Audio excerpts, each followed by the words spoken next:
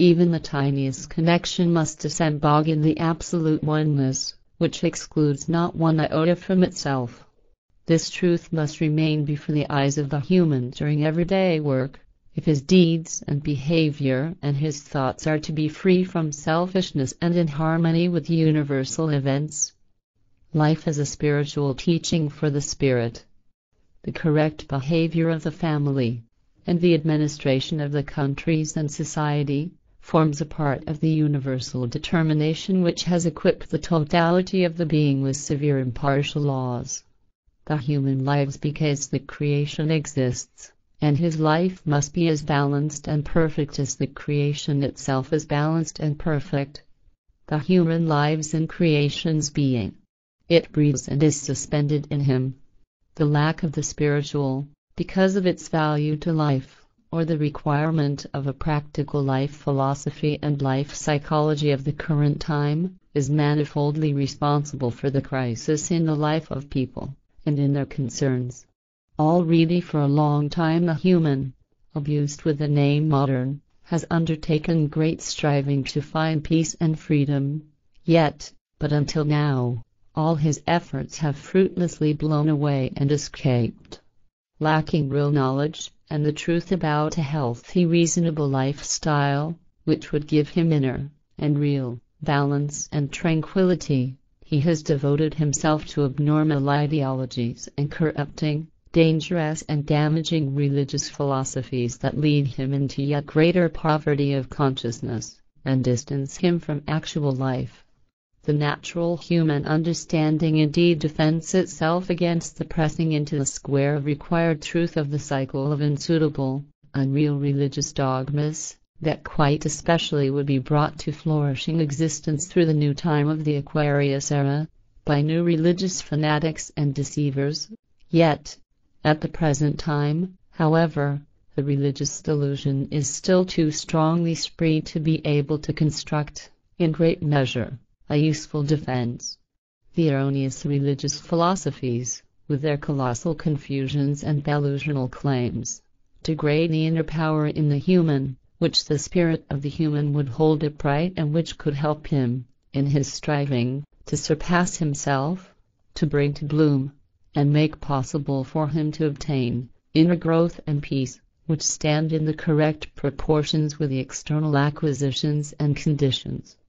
As an answer to a long-perceived need, here and there, earth people, who have wrongly been labeled as leading thinkers, have undertaken personal, but dangerously unreal, strivings to take the alleged best out of the religions and bring them into a unity with modern thinking in order to work out a new philosophy of life and new psychology of life for today's humanity.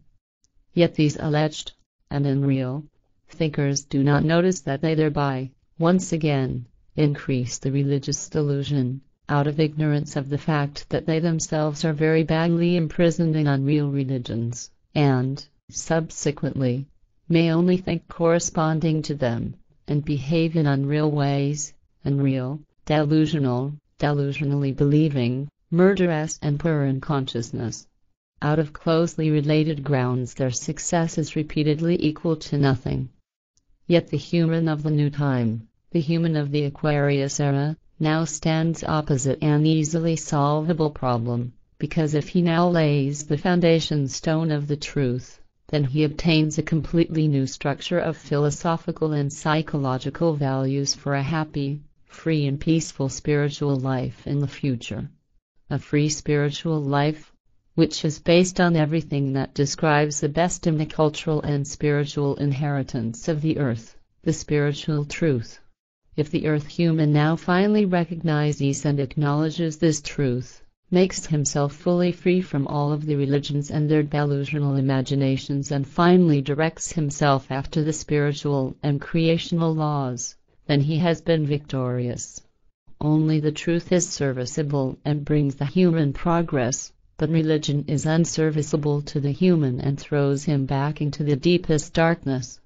So is the teaching given through Samyes, the daughter of Shwishpatha, so that the human learns it and knows it. For the human who goes toward the truth, there is no other ferry boat than knowledge. And for the human who goes toward knowledge, There is no other ferry boat than the truth. This is the truth of the instruction, taught neither hard nor soft, nor sharp. Therewith the untruth in the human would be conquered by the truth, given in the name of creation, so that it be praised and honored for all time.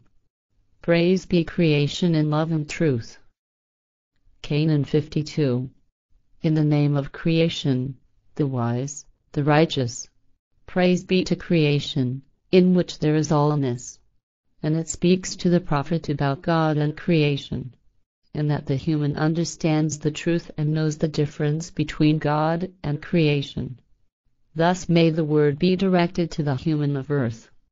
In the name of creation, the wise, the righteous, in that he knows the truth and his path of life then adapts. The gods of earth were human beings. They came from the depths of the universe, from foreign systems, galaxies and worlds. They elevated themselves on the earth and lawfully above the humans, named themselves God, the Creator. They created sects and religions, in that the earth human may be addicted and faithful to them. And they promoted that the human worship them, the gods, as Creator. Thus the human of earth may be enslaved and be dependent on the gods for all time. And each god created a separate religion and set himself as creator above the humans, who faithfully became slaves to him. And many of the gods were degenerated and malicious, obsessed by power and all evil. They declared laws of death, punishment and destruction, and they murdered, as then this was expected of them. And the human of earth was unwise and knew not the truth. Therefore the people followed the particular god of their religion, and they became slaves in the darkness of faith. That God may be the creator and the producer of life. For not one God spoke the truth, that he was the same human as the human being. Therefore the knowledge became hidden, that also God is a human, above whom likewise creation exists as highest power of life. Thus God is a human, creation however is creation. God promoted from the humans atonement and revenge, and God becomes furious and kills humans, and he declares laws and regulations, through which humans kill humans. Creation however knows neither wrath nor revenge, it does not kill and demands no atonement. God thinks and acts as a human like human. Creation is in all things however creative and logical. Through human-like laws and regulations of God, discord is sown amongst the humans, in death and destruction. God is a powerful space traveler, a human, who attempts to rule all with evil power and with barbarous laws and regulations. Creation, however, is peace and love, and alone its laws and regulations ensure life. Creation promotes neither revenge nor repayment, but only evolution regarding its laws and regulations. Love and truth alone are able to change the world to the better. Creation determines that the human does not kill and should not lead wars. God, the human, however, induces killing and war, revenge and repayment. Creation intends freedom and knowledge. God, however, orders discord and faith. Creation is wise and a complete constant wonder.